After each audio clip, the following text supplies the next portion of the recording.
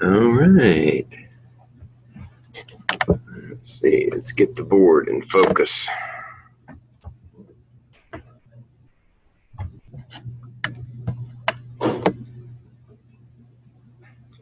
Move back just a little bit.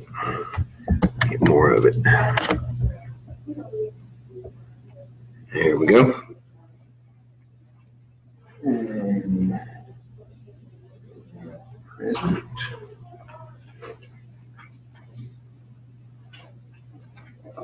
Let's see.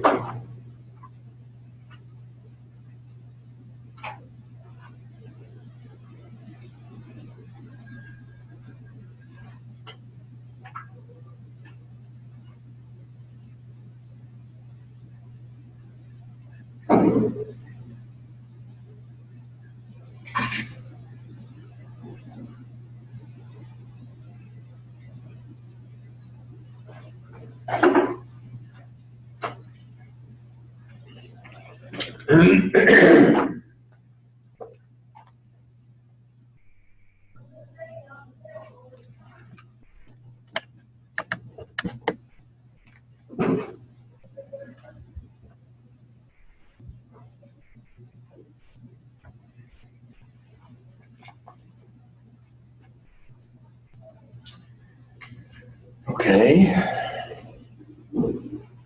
Any minute now.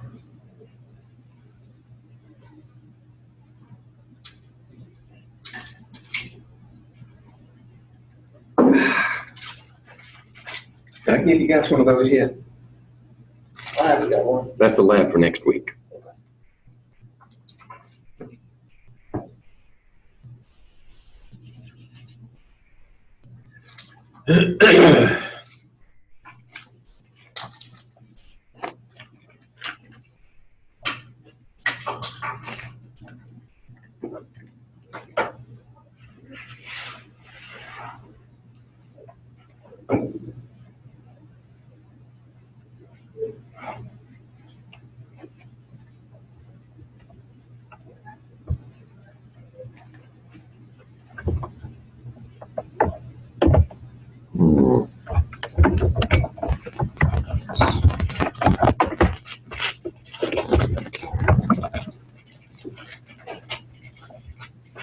That's better.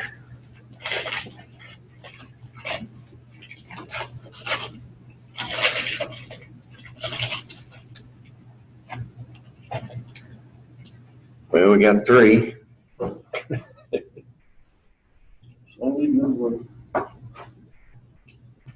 Yeah, with this many missing, I would expect to be Julianne's on Zoom, and Lydia needs to be on Zoom too because she's in England. You didn't know that? Yeah.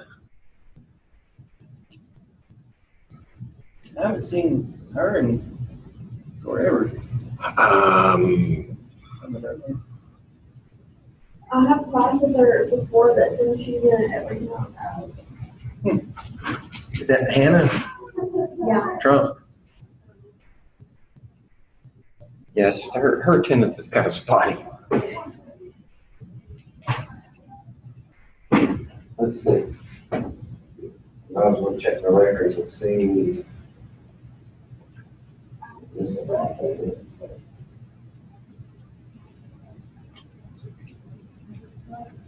Anybody heard from Cody? No. Not a good sign. It's Desiree from Black Lady that sits over there. She dropped. Oh, she did? Yeah. Destiny. Not Desiree, Destiny. And let's see. And the other guy who sits in the corner. Oh, the dumpster. Oh, Tyler? Yeah, he comes in occasionally. You have a Boyle's Law for me? Hmm? You haven't turned in Boyle's Law, have you? I thought I did. Okay. Did you put it on Blackboard? Yeah. Okay. All right, don't worry. Hope I did it right. Yeah, it's, while we're waiting, I'll look it up. Okay.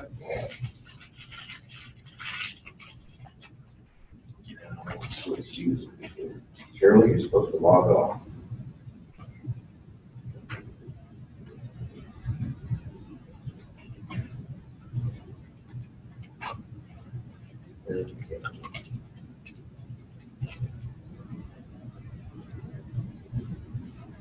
Let's see, while I'm doing that, I'm gonna pause the recording. Someone help me. Here we go. This is gonna be for Exam6, Chapter 8. It's the next to the last exam. We're not gonna have the final because something messed up and we have to push everything. Actually, the Chapter 9 exam is going to be on the final date. And that brings up another topic. If I haven't mentioned this before, the dean sent out the final exam schedule. It's already been there, but she's making a point. She expects everybody to stick to the schedule, but I still, if my students are okay with doing the final exam week, date and time, like normal, then that way, so many of them don't have to reschedule babysitters and time off from work and that kind of garbage. So that's why I try to keep it the same in the exam week as it is. And if there are no issues with your other classes, then we can do that. I mean, there are only 3 of you here. Yeah. So, but I do want to have it on the date that, let's see, this is Wednesday. So it'll be on a Wednesday, May 8th. So during exam week, we won't meet on that Monday. It'll just be on the Wednesday. What time on Wednesday? 12:30? Okay.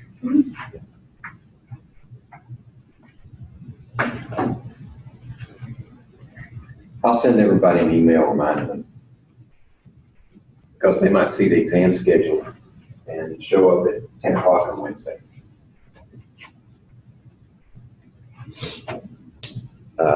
Okay, so let's look at Chapter 8.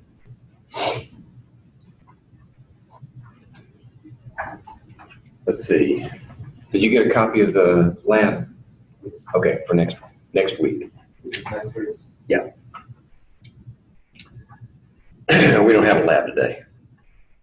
I missed the lab last week. Is there a way to make up labs or?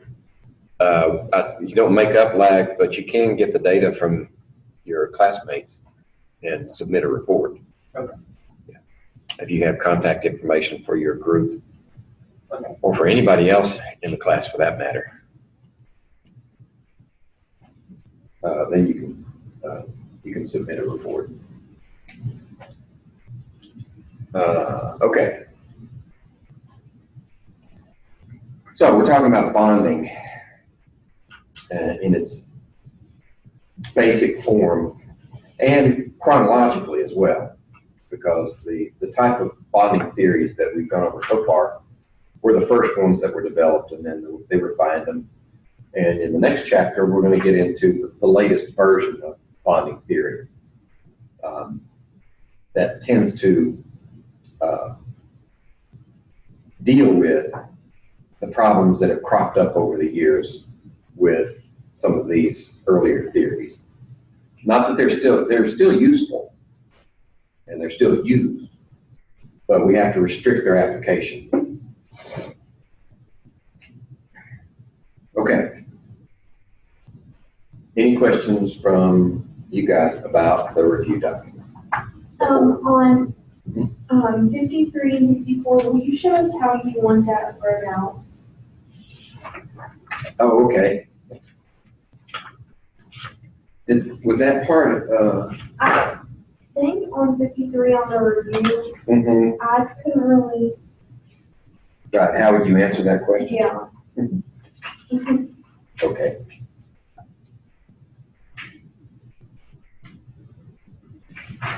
Okay, 53 is a comparison of these two compounds, beryllium chloride and sulfur dichloride. Okay. So the idea is to draw a Lewis dot structure of each one. And beryllium is going to be 2, chlorine is going to be 2 times 7 is 14, so 2, 14, 16 electrons. And sulfur is going to be 6 and 14, which is 20 electrons that we have to deal with. Right? Like that, and like that. So that's 2, 4 equals 12 electrons, and 4 equals 16 electrons. So we start from the outside and work our way in. So that's 2, 4, 6, 8 is 4 more electrons to have to deal with. So we got 2 here and 2 there.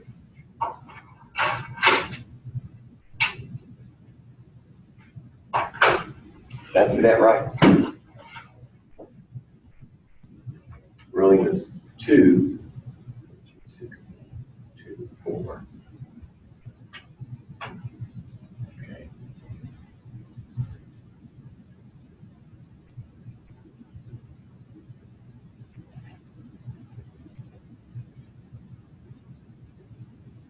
Oh, I got it. 2, 4, 6, 8, 10, 12, 14, 16.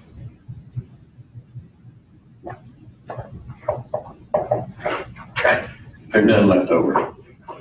Okay, I knew something was wrong, because this one's supposed to be nonpolar.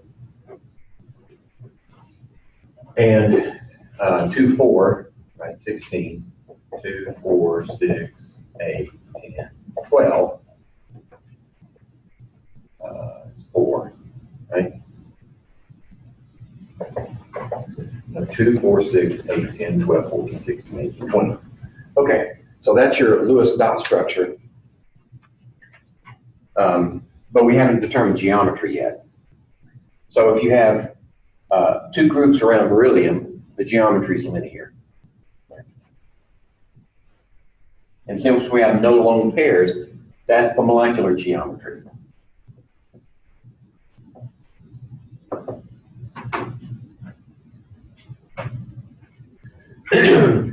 On this one, you have 1, 2, 3, 4 groups, right? So that's electronic is tetrahedral.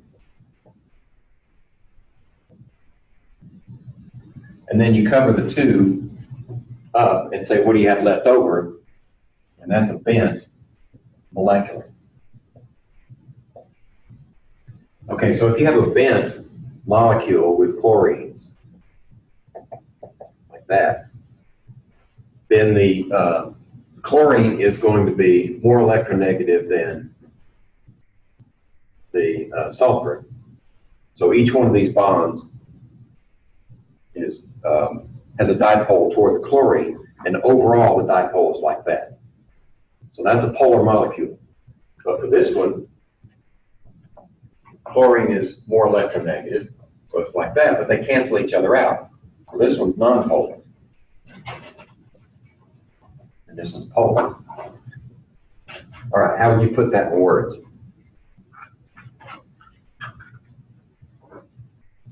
Beryllium chloride is nonpolar because even though the bonds are polar, the geometry is linear so that the dipoles cancel. Sulfur dichloride is polar because the bonds have a dipole, they're polar, and they're oriented toward points of the tetrahedron, which means that they're vector additive, and that gives you a polar molecules. Notice they don't cancel. Oh, picture time? Or you got No, to I'm answer a just phone? waiting on you. Okay. Did I answer your question? Yeah. Okay.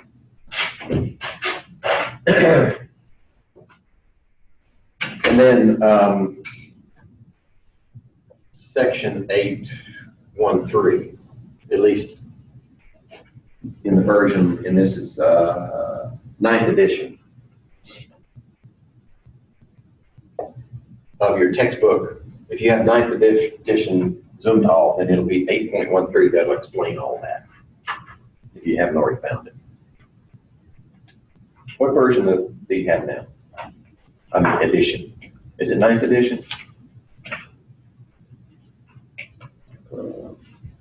That may not be 9th edition. How do you know? You have to look at your book. Let me see. Where's the, no, the most recent one is 10th edition. All right. So this will get you in the ballpark. And then you might have to look around a little bit because between editions, the sections may vary. But pretty close to 8.13 section will give you an explanation of that problem.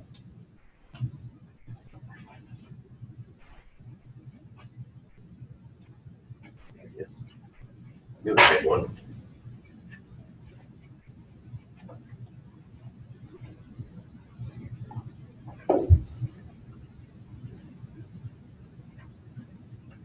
Now, let's see.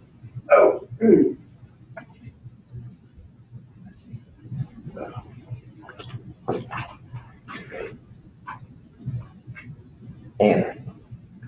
Did Anna ask for 54 also? Yeah, I think so. Okay. ICO4 minus. You're starting with this compound. Okay. And then there are 3 questions you have to answer. First, draw the Lewis dot structure, then give the shape of the molecule and indicate whether it's polar or nonpolar. Right. So that's in order of how you're going to have to do it anyway. So 5 halogens means 35 electrons plus 1. So you have 36 electrons you have to deal with. And iodine is going to be in the middle. So you have these 4 chlorines around here. So that's 2, 4, 6, 8. 28 electrons. 6 times 4 would be 32.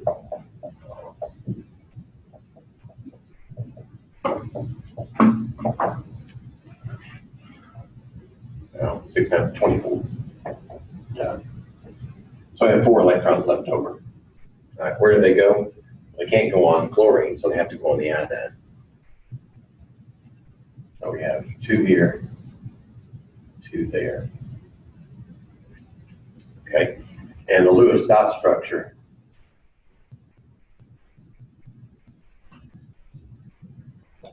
You have to put the charge in there.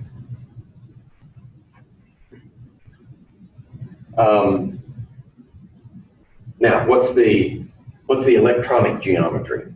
So we have 1, 2, 3, 4, 5, 6 groups. 6 groups is octahedral. So the octahedral groups, it's going to be like this, that, and then it's going to have iodine in the middle. And then the question is, you've got 2 apexes here for your octahedron. So the question is, where do the lone pairs go? The lone pairs want to get as far away from each other as possible. If we put them here, they would be 90 degrees apart, right? If we put one here, 1 pair here, and 1 pair here, they'd still only be 90 degrees apart. But if we put them here and here, they're 180 degrees apart. And remember what happens with lone pairs. They tend to balloon because there's nobody on the other side to corral, to hold them in. So this is the best place for them, right here, right here. So the chlorines would be there, there, there, there. So that means that the molecular structure would be square planar.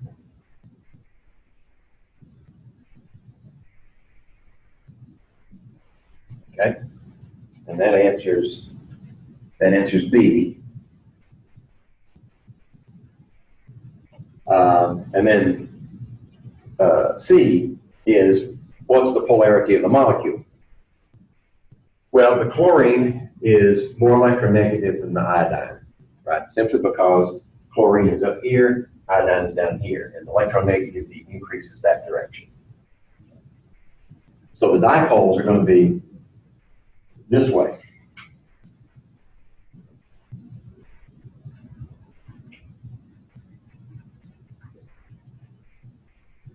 And the bonds are 90 degrees, right? 1, 2, 3, 4 times 90 is 360, which is all the way around. But they're all pointing to the corners of a square, right? So they cancel each other out. That means the molecule is nonpolar.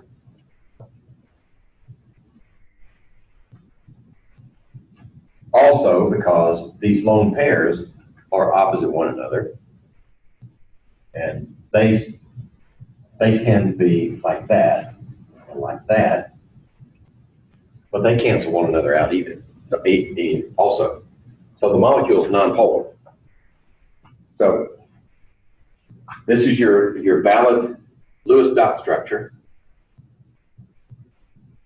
The molecular structure is square planar, and molecule is nonpolar. Okay? I think that's the only short answers I had in here, wasn't it? Yep. Will those these style questions be on the actual test, or is it just like for a review? Well, they could be on the test. Yeah, short answer. I don't remember if they're part of the basis or bonus. They could be either place.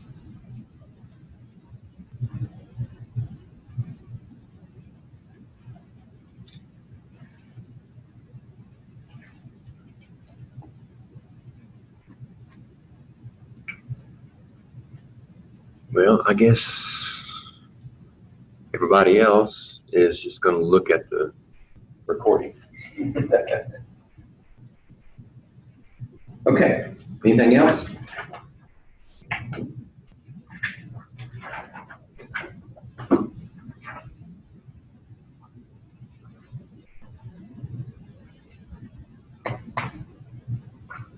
Let's see, we've got, what, 25 minutes left? Well, we have a lab today, but you might have to be somewhere right now. Yeah, I have to leave a little bit early. Yeah, okay, but there will be a recording. So we can stay as long as we need. We can spill over into the lab, unless you have some place that you have to be. But I'll keep going until the subject is covered or I'm here by myself. Once I'm the last person, I'm gone. Would I actually be able to get a copy of the review? Oh, yeah. See, I can't remember who's showed up and who didn't show up to get these documents. I can't remember if I got it or not. There's plenty of copies. Sick. That's like a week or so. Yeah.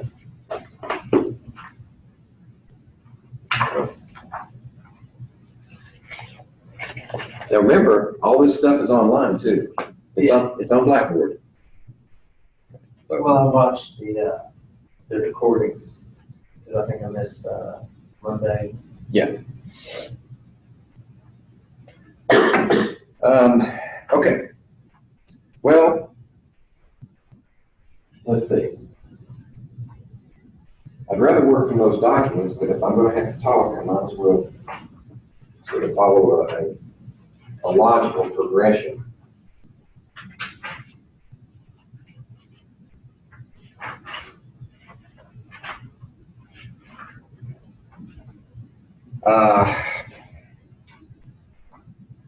Two major types of bonds, ionic and covalent.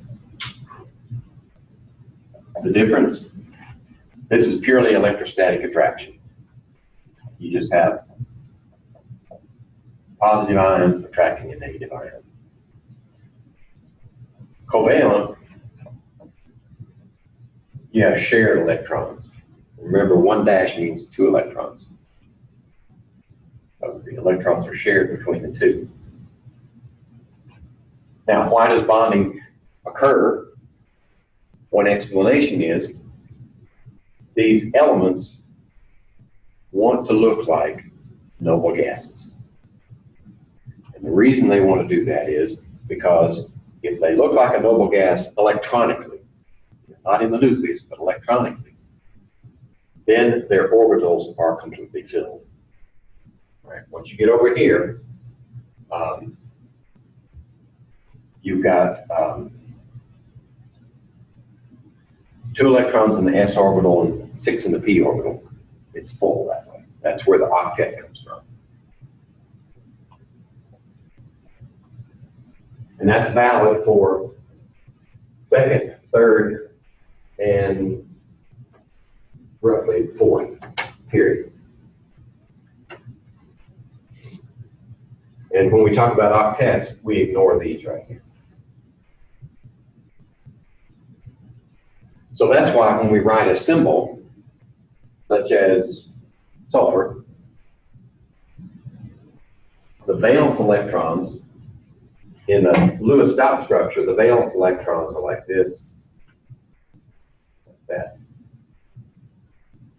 So sulfur is going to have 6. How do we know 6? Just count from left. 1, 2, 3, 4, 5, 6. 6 valence electrons around sulfur. Now, why do we separate these? Why don't we pair those up? Because we're trying to obey the rules, and one of them is Hund's rule. And that means with 2 in the S and 4 in the P, remember the P has 3 suborbitals. So we've got 1, 2, 3, 4. They're your 2 unpairs right there. Okay?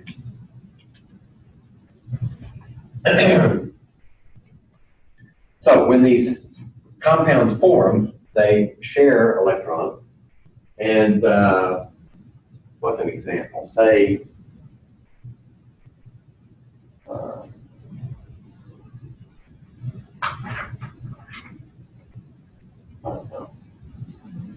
carbon dioxide. So carbon only has 4 electrons. So it needs 4 more to look like neon. So where's it going to get them with oxygen? Well, oxygen has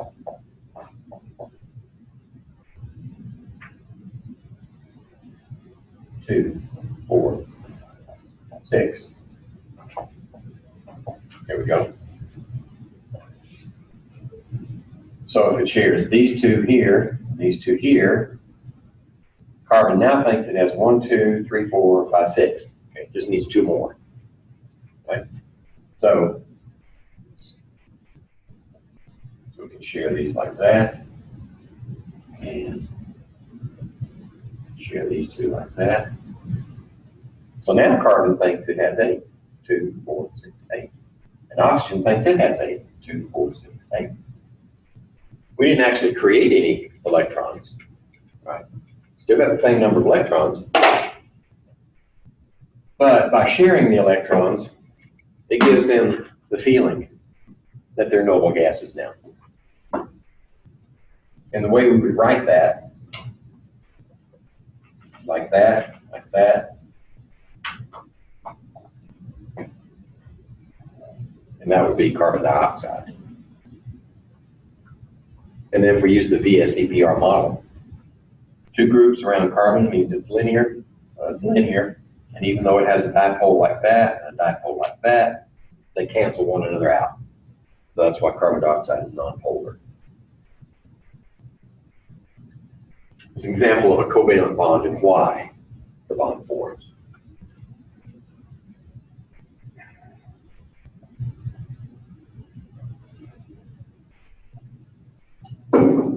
Stop me anytime if one of these problems comes to mind. Because I don't want to just stand up here and talk and it's not going to do you any good. On page 3, it doesn't have a number on it. It's a deposit page. Oh, You see it at the very top? yes. I wonder if that's an error. Because I don't see it on the. I think that's part of number 11. Let me see how that goes. 11, yeah. That part, Okay, I see it right here. it goes with number 11, yeah. And then the one below it goes with number 12. What I should do is rearrange that so that part that's above 11 fits down below it. It'd be plainer.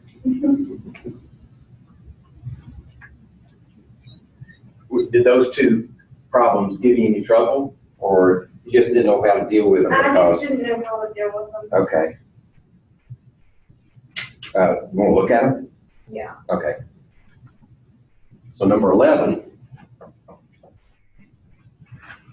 draw the Lewis structures of the molecules below and use them to answer the following questions. Okay, so the first thing we have to do is draw the Lewis structures for each one of these. It's Henry Ford time. So we've got boron, trihydride, nitrogen dioxide, sulfur hexafluoride, ozone, and phosphorus pentachloride. Okay? So the next thing we need to do is say how many total electrons do we have? Boron's got 3 hydrogens make 6. Nitrogen's got 5, and 2 oxygens is 12, 17. Sulfur's got 6, and 6 times 7 is 42, so that's 48 total. And 3 oxygens is 18. Phosphorus has 5, chlorine has 7 each, so that's 35, and 5 is 40. Okay, so that's the totals. Right. Then we lay out our structure here, here, here, N, O, 1, 2, 3, 4, 5, 6 chlorines around the sulfur. Okay, ozone, only one possibility there, and then phosphorus pentachloride.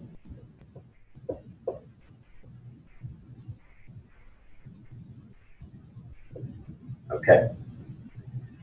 Now, each one of these dashes is 2 electrons. So we have 2, 4, 6.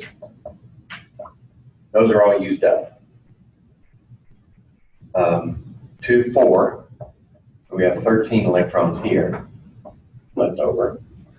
2, 4, 6, 8, 10, 12. So we have minus 12 here. That means we have 36 electrons left over. We have 2, 4 there, which is 14 electrons left over. And then we have 2, 4, 6, 2, 4, 6, 8, 10, which means 30 electrons left over. Okay, now we have to use those electrons. We have to put them in. This one's done because we have no electrons left over. 13 electrons. So we can have 6 more around each one of these.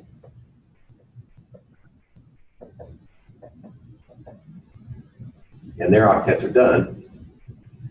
But nitrogen doesn't have its octet yet. Plus we have 2, 4, 6, 8, 10, 12. We have 1 extra electron left over. Okay. Let's just fill in all the electrons first. Okay. So now this one's 0, 36 electrons.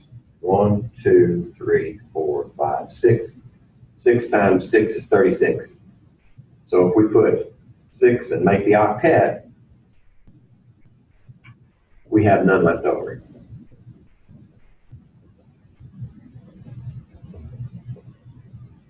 Okay, so those are done. Ozone, we have 2, 4, 4. Yeah, 14 electrons left over. So we have to work our way from outside in. If we put 6 around here, that would be 12. Now why am I saying just 6? Because if I put 6 electrons around this oxygen, that's 2, 4, 6, 8. It's got an octet. This one's got an octet. But we've got 2 more electrons. So they have to go here. Okay?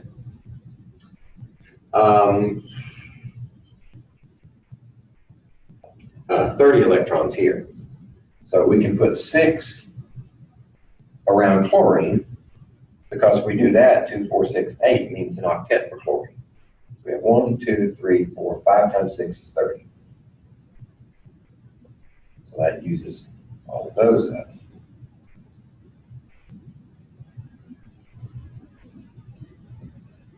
Okay? Now, this one's done. Nitrogen here does not have an octet. Can we make an octet for it? Well, the problem is we've got this extra electron here. Now, how did I deal with that? 11.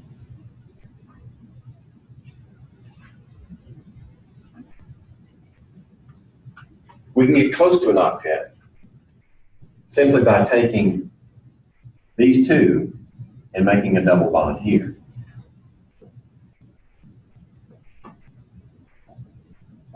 Okay, still got that one there. Right.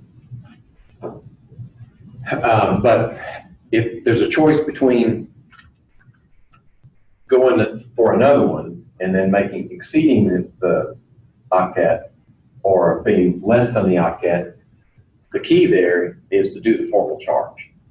Now, I probably didn't, no, I didn't do the formal charge.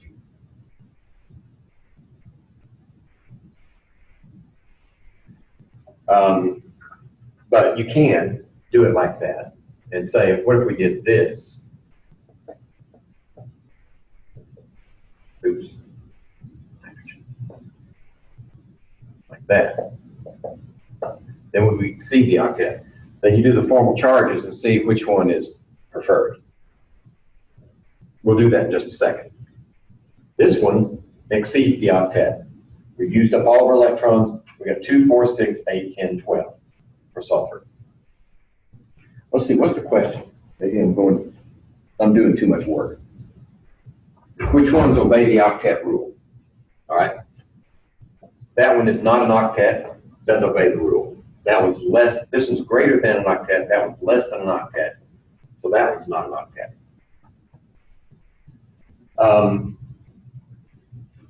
Actually, we can answer this one without saying which one's which, right? Neither one obeys the octet, right? 2, 4, 6, 7, 2, 4, 6, 8, 2, 4, 6, 8, 9. Right, so that one doesn't obey the octet either, whichever one we choose. How about this one? Well, ozone, we can take a pair from there and do that.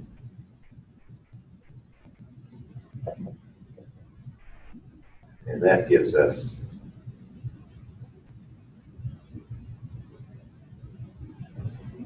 So that's an octet, 2, 4, 6, 8. That's an octet, 2, 4, 6, 8. Ozone obeys the octet. And how about phosphorus pentachloride? 2, 4, 6, 8, 10. That one doesn't. So ozone is the one that obeys the octet. Okay? Now, why didn't I take, I know this is burning a hole in your brain. Why didn't I take that lone pair and put it over here rather than that one? Because if I take this lone pair and put it over there, I still don't have an octet. Right? It's only 2, 4, 6. But, oh no, obviously, it would exceed the octet for this one. So the pair has to come from one of these oxygens on the outside. Right? That's the only way you can do it. Now, of course, this is one of those cases where it could have come from the other side, right? So we could produce a valid Lewis dot structure that looks with the double bond over here and a single on that side, in which case you would have resonance between the two.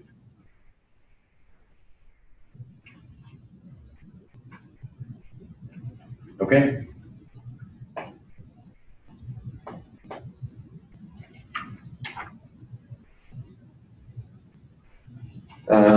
12, do the same thing, draw the structures and use them to answer the following question. These molecules have a zero net dipole moment. Oh, that's a different. It's the same molecule, so we can answer 12 using this information. So let's say 12. And now we're going to say which ones have a zero net dipole, which means they're nonpolar.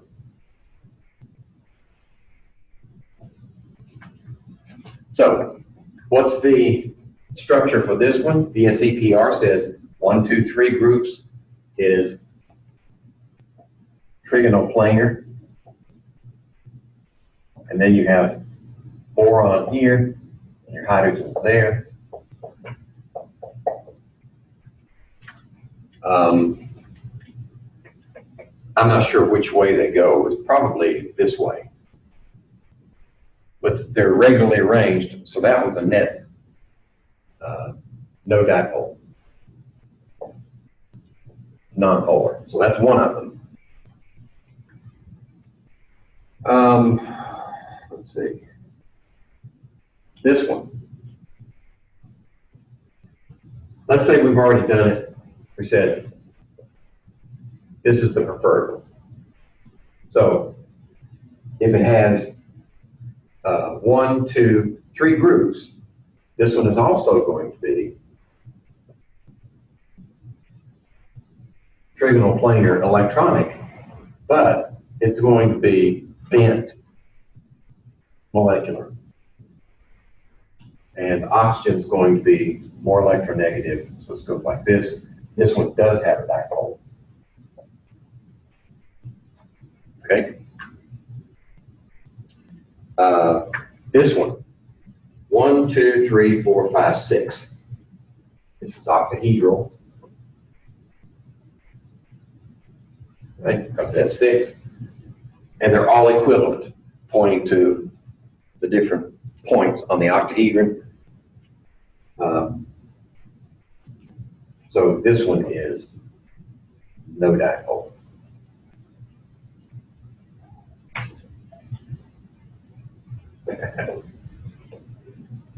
It's kind of squirrely. Here we go. This one has 1, 2, 3, which means it's trigonoplanar, right? Trigonoplanar electronic, cover that up, means it's bent, which means dipole.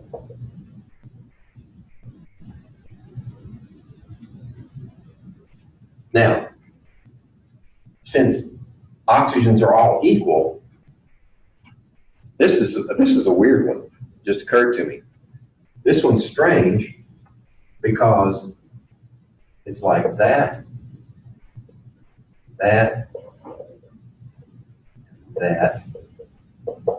right? So there's no dipole here. There's no dipole between the oxygens. Why is the molecule polar. Because of that lone pair. That lone pair is a concentrated negative source here. And that gives it a dipole this way. So that's one of those weird ones where the bonds don't have to be polar. They don't have to have a dipole. If you've got that lone pair, that gives the molecule a dipole. And this one is 1, 2, 3, 4, 5. So 5 is what? You may not remember this one. This one is trigonal bipyramidal.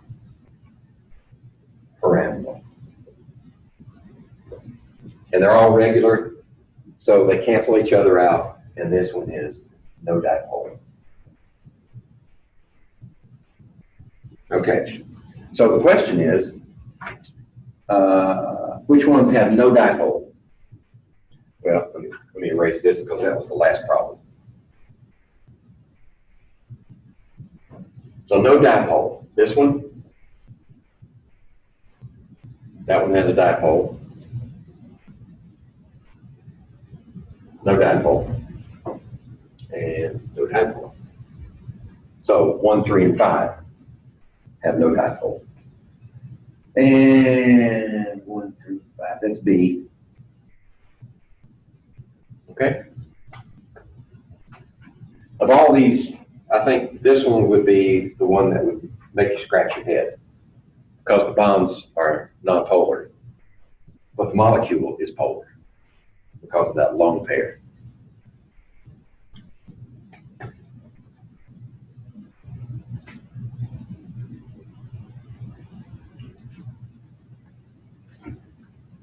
Okay, buckwheat. You watch old Saturday Night Live? The ones with Eddie Murphy and no? He used to do this character called Buckwheat from the Little Rascals. Yeah. It was sad, the episode that Buckwheat got shot.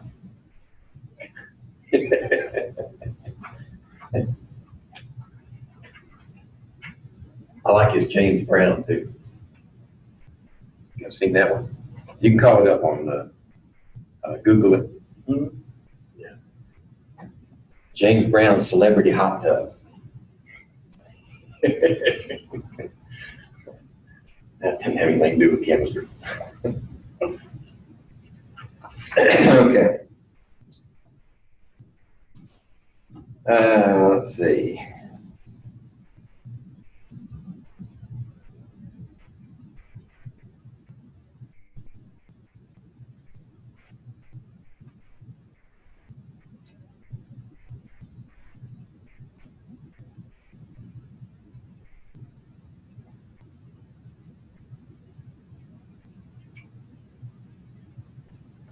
Oh, no, this one must be trouble.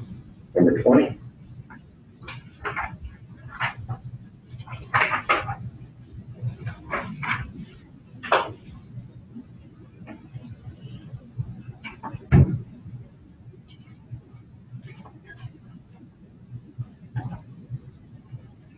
Which of the following types of molecule has a dipole moment?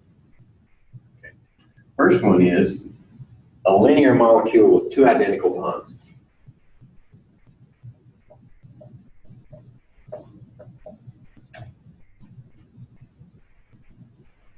Now, if that molecule is linear, that means that either there are no lone pairs or there have to be no lone pairs. Because if you have any lone pairs, that's either going to make, if one lone pair would make it trigonal planar, two lone pairs would make it tetrahedral, and both of those would be polar. Right? So that's the only way it could be, and that's nonpolar.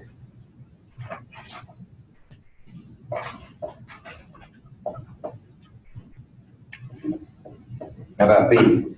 Tetrahedral molecules. 4 identical bonds equally spaced. All right. If that's the case, we have 4 bonds equally spaced, no lone pairs, and that's also nonpolar because it's tetrahedral.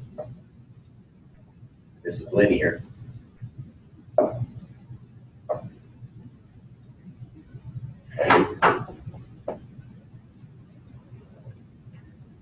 Trigonal pyramid with 3 identical bonds. How do you get a trigonal pyramid?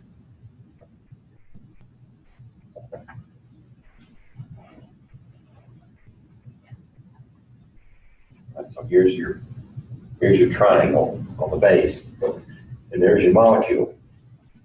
The only way you can get that kind of molecule is to have a lone pair up here. Tetrahedral electronic, trigonal pyramid, molecular. So this one is polar for 2 reasons. These bonds are polar, plus it has that lone pair.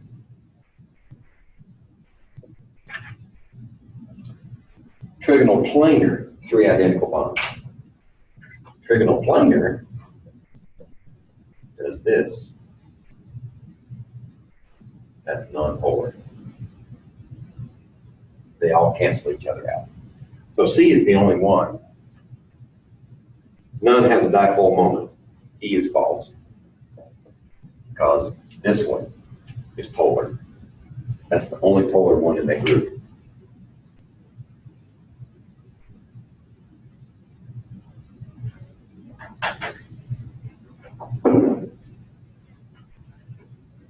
Let's see. No. This needs to be updated. That's not right. It should be Y. I'll fix that for the next class. Okay. How are we doing? Oh, ran out of time, didn't we? Or is it 1:45? I think it's 1:45. 1:45, good. We got time to look at some others. Now this chapter has only a few calculations, so we probably ought to look at those.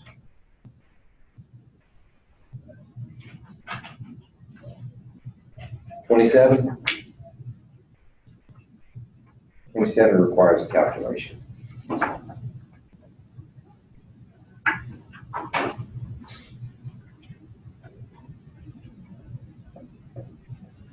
Okay, use the following data with enthalpies for these reactions and calculate the energy of an HF bond. Okay, first of all, we need to know what's the target. What reaction will give us a delta H that defines the energy of a bond? All right, first of all, it has to be in a gaseous state. Remember, if it's in the liquid or the solid, you've got other competing forces. They need to be gases so that you're focused on only the bonds in the molecule. Okay. So HF, gas, yields H gas and F gas. Right? We just want to break that bond. And then this is the heat of formation. Actually, the bond energy. How do I write that?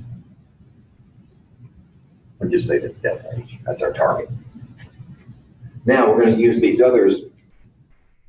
The first one is H2 plus F2 yields 2HF. All right. So that one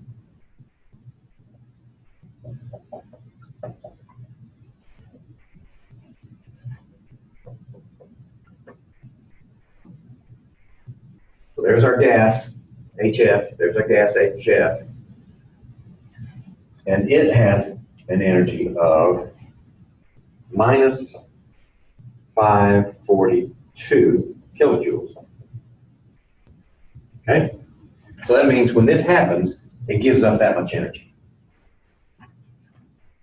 But if we're gonna add these together, add these equations together in the right form to get that equation, we're using Hess's law here. We've got to put this one on that side.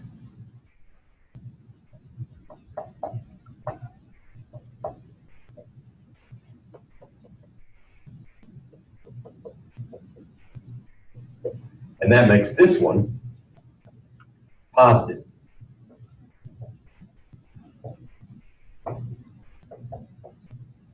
Okay, but now we got too many of them, right? We got two of them here. We only need one. So we'll take half.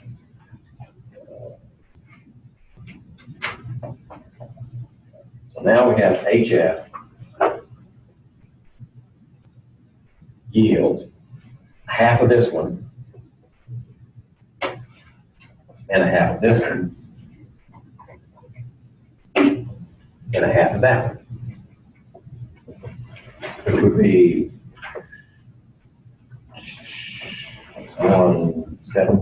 271. That looks right. Okay, so we're going to use this equation as our first one. It covers that right there. Then we need something with those two in it. We're given this one.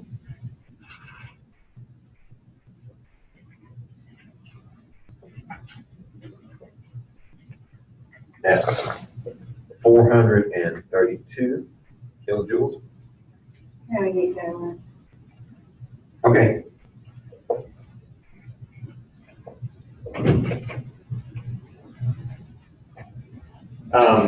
And the H is on the correct side. It's just got too many of them, right? So we need to take a half of that one.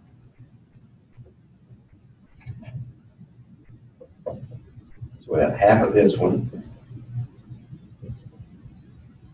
And that leaves us one on this side. And that leaves us with a half of this one, which was 216. So we're going to use this one. And then the last one gives us this part. So it starts out as F2 yields 2F. Yes.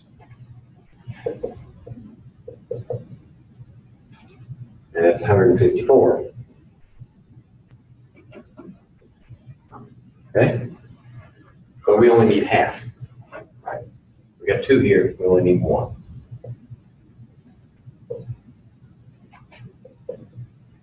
So now we have 1/2 F2 equals F. And the delta H that we're going to use is half of that, which is 77. Okay, so we're going to use this one, this one, this one, and this one. Now let's see if they add up. All right, we're going to use this one. We need that one. That's good. We're going to use this one. We need that one. That's good. We need this one. We need that one. That's good. Now, when we add these together, what happens? Right? 1/2 H2 cancels. And 1/2 F2 cancels because they're on opposite sides of the arrow. So there we go. We're left with this one, that one, that one. Now we just need to add up this one, and that one. And it's going to be a positive value. So we add that one, that one, that one, and that should be 564 kilojoules. Okay, so that's the bond energy of HF. A lot of work, isn't it? Yeah. You have to be methodical about it. Okay. The real trick, the first trick is what equation tells you, answers the question. HF in a gas splits into H and F in gas. Then that's your target. You've got to use these to get to that target. And it makes sense. This is an endothermic process. You have to add energy to that to split those bonds. All right, that's one calculation. Let's see if there are any others.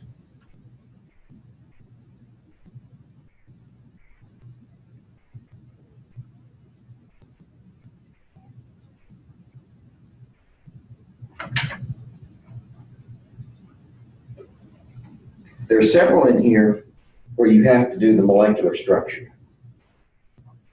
All right, starting with about 37. So are you comfortable with that? You got to do the Lewis dot structure, then use VSEPR to say what's the electronic geometry. Then cover up your lone pairs, and what do you got left? That's your molecular geometry. Then you can answer the question. So it's a 3-step process each time. We can go back to those if you need. Okay, there's another one at 50. Let's see if this one's going to take a lot of time.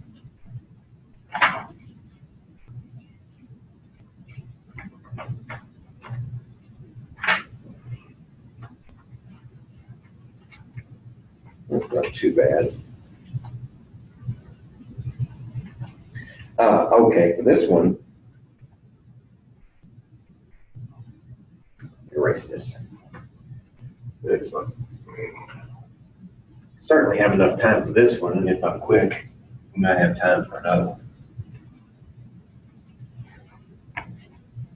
Or if I get started with the other one and we run out of time, it'll be recorded. Well, plus we have lab time to do it. Okay, 50.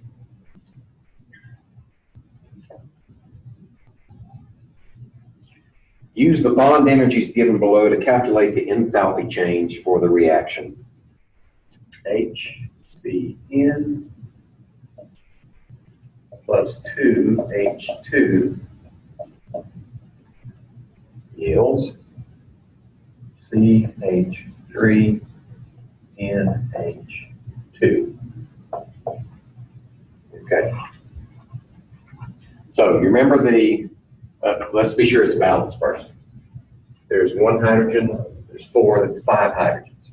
3, 2 is 5. 1 carbon, 1 carbon, 1 nitrogen. Okay. So they were kind enough to balance it for us. So how do we determine the enthalpy for this reaction using these bond energies? Well, it's the sum of the enthalpies of the products minus the sum of the enthalpies or reactants.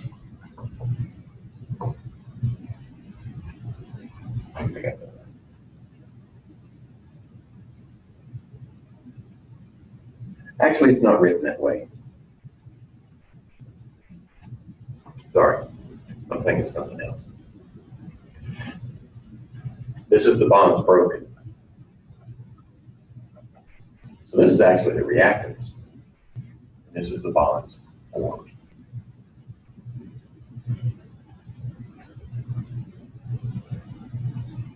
Yeah. Okay, why is it written that way? Well, bond energies are always given as positive values because you have to put energy in to break them. Right? So when we break the bonds, these need to remain positive. So we take the amount of energy that we put in to break all these bonds.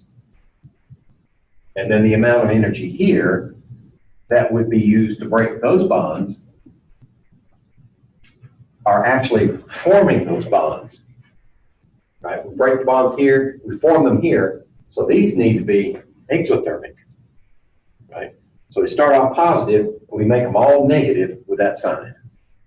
So that's why it's broken minus formed. So we just need the values. And we also need to know what are the bonds, right? So HCN.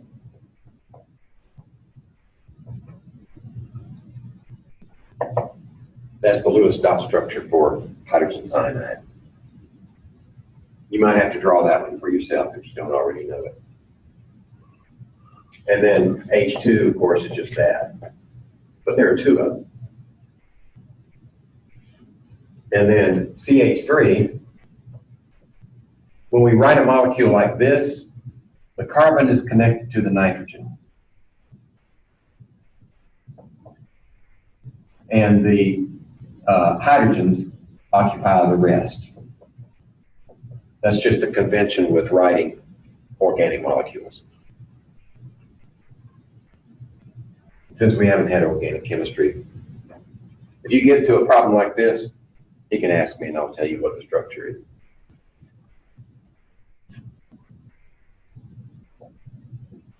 There we go. Actually, to do these calculations, you don't even need that, because that's not a bond. Okay, it's one of these, two of these, one of these. So we need a carbon-hydrogen bond, 413 kilojoules. 413 kilojoules for that one here. Then how many for this one? CN 891. Right. And then for this one, hydrogen is 432, but we've got two of them. There we go. That's all the bonds broken. This one, and that one, twice. Then we subtract carbon hydrogens. We got 1, 2, 3 carbon hydrogen bonds. 413. 3 times 413. And then a single carbon nitrogen, 305. And then 2 nitrogen hydrogen, 391.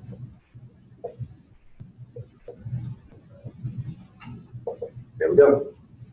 Now the rest is just crunching numbers. And if I did it correctly, minus 158.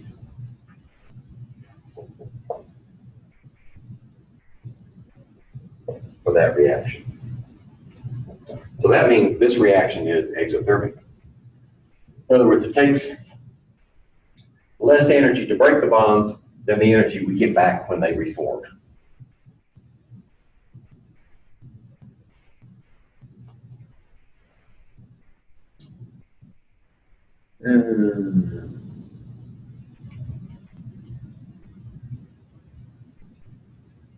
Let's see, 51 is another Hess's law. Calculate the change in enthalpy for that one. It's just a matter of taking your target equation, looking at the equations that are given, rearranging them, modifying them, so that when you add them all together, you get the target. And in the process, you modify your enthalpies.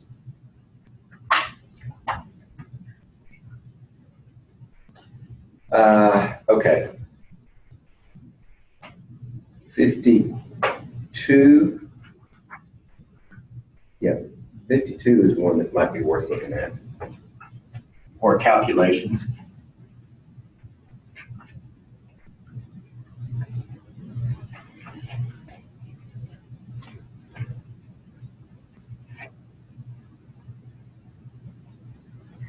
Okay, the question. 52. We're looking for the lattice energy for rubidium chloride. Rubidium chloride, lattice energy. Let's see, where's the rubidium? Here we go. Rubidium is +1, -1, that's rubidium. And the lattice energy is actually not that one. The lattice energy is rubidium gas plus chlorine gas equals rubidium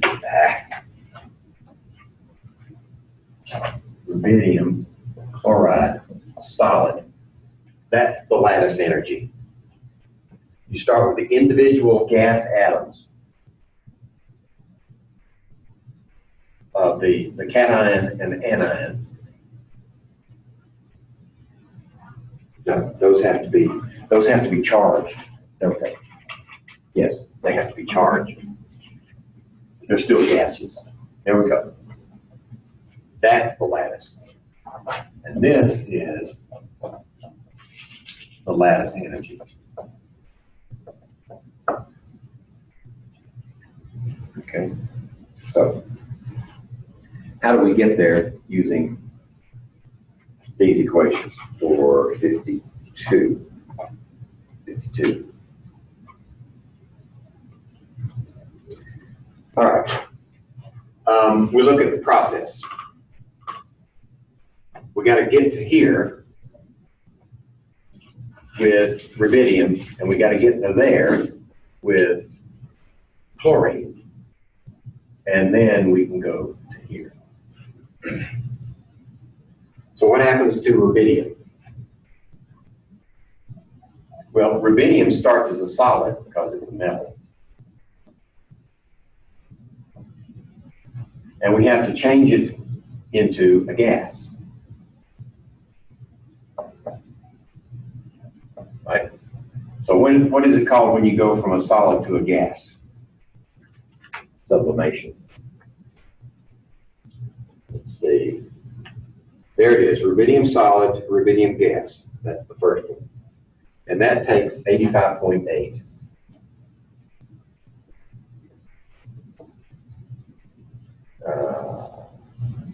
Kilojoules.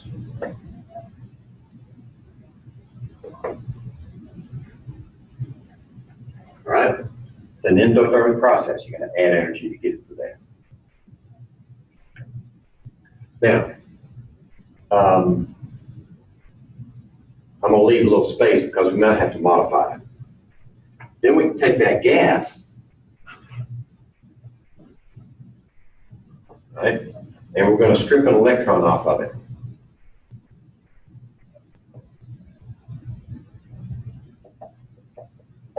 That's the ionization energy. So the one that says IE1, rubidium, that's ionization energy, first ionization energy. And that's 397.5 kilojoules. That's also endothermic. So,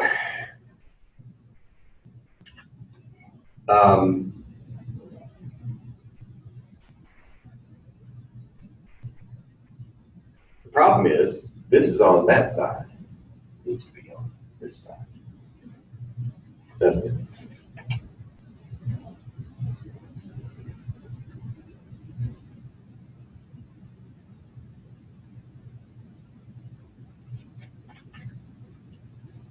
Let's keep going. Now, how about chlorine? Well, the chlorine is, what's B mean? Bond energy. The bond energy for chlorine, because we're going to have to take the chlorine. Chlorine is a gas to start with, right? So what we're going to do is end up with 2 chlorine gases. And we have to put energy in to get that. So that's 226. But then we're going to have to take the chlorine and add an electron. That's electron affinity.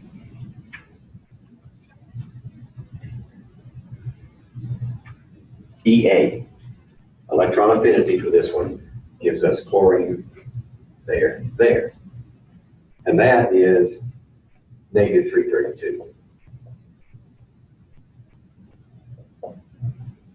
And the last one that we're given is the heat of formation for rubidium chloride. So what's the heat of formation? All right, remember, heat of formation starts with the product.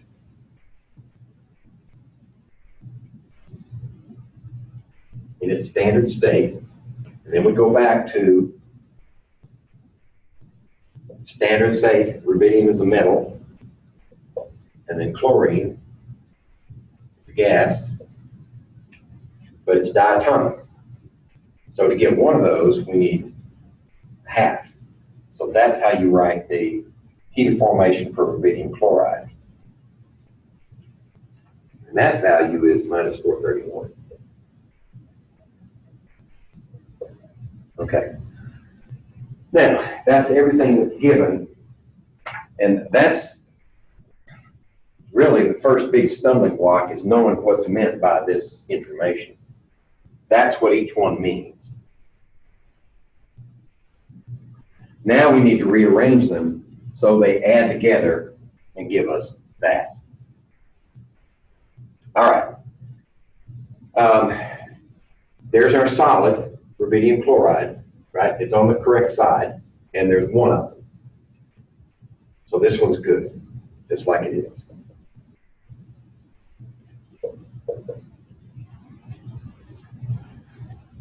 Now, what we have to do is put a rubidium plus gas on this side. Here it is, rubidium plus gas on that side. So that means this one's going to be, I'm going to kind of write it over here.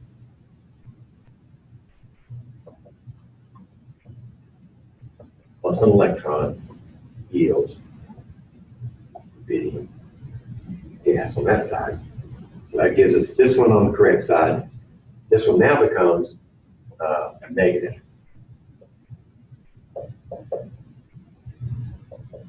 Okay, that's the one we're going to use for this one. Okay, so we got this one, and we got this one. Now we need that one. So here it is. Right, so that one's already there.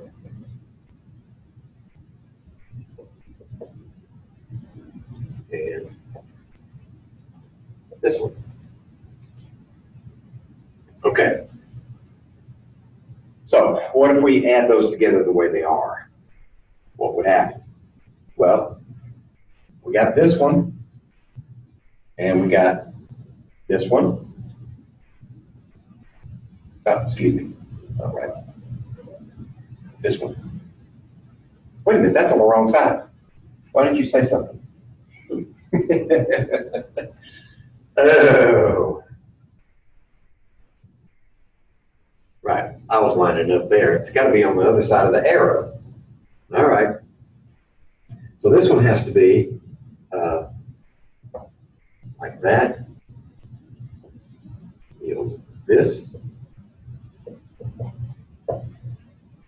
And then this one becomes positive.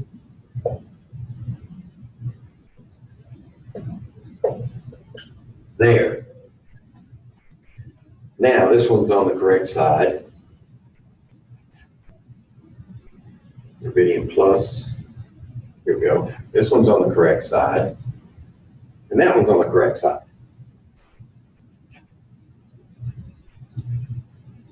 All right. So we've used this one, and this one. But what does that give us? Well, we've got that one okay, but we've created this rubidium solid and the chlorine gas. Right. So where's the rubidium solid in there? Because we got to get rid of it. We got the ones we need, but we have some extras now. There's a rubidium solid, right? So that one needs to go on the other side.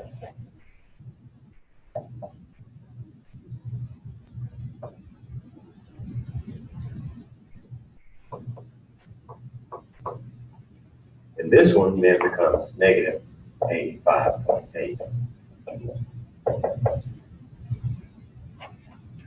Use this one. Okay, so what does that do for us? Well, if we're going to use rubidium, here we go. Rubidium solid on that side, rubidium solid on this side. Rubidium gas on this side, is there a rubidium gas on that side? Yes, right here. We're using that one. Right, so that gets rid of those. Electrons. This one's on the left, that one's on the right. Electrons are gone. So this one's taken care of. How about this one? We got chlorine gas here. So where's chlorine gas? Here. Right there. That needs to be on this side and half of that. So we need 1/2 of this one.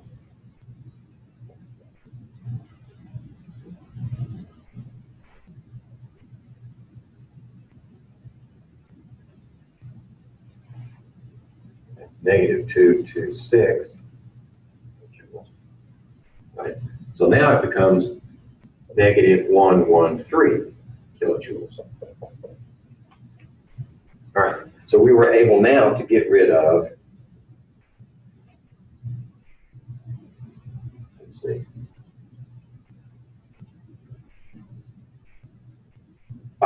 here it is, half chlorine. This is going to be half chlorine. That one's going, that one's going. This chlorine cancels that chlorine because we're taking half of it, right? So that one's good, that one's good, this one's good. All right, so these are the things that have to be added up. That one, that one, that one, that one, and that one.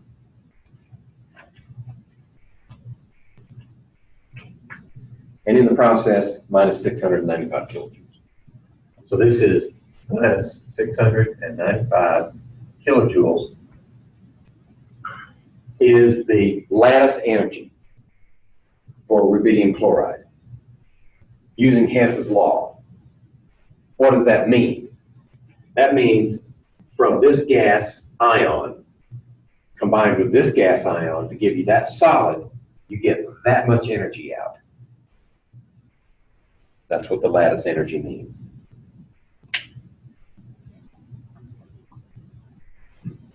Ah, another brain teaser. Okay. Anything else?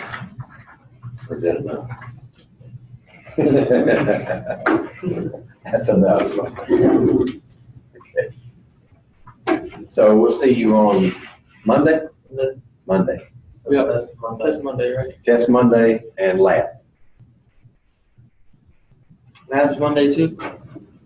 I think so. Oh, no, Wednesday. I'm sorry. Okay. I was about to say, I got another class. Thank you.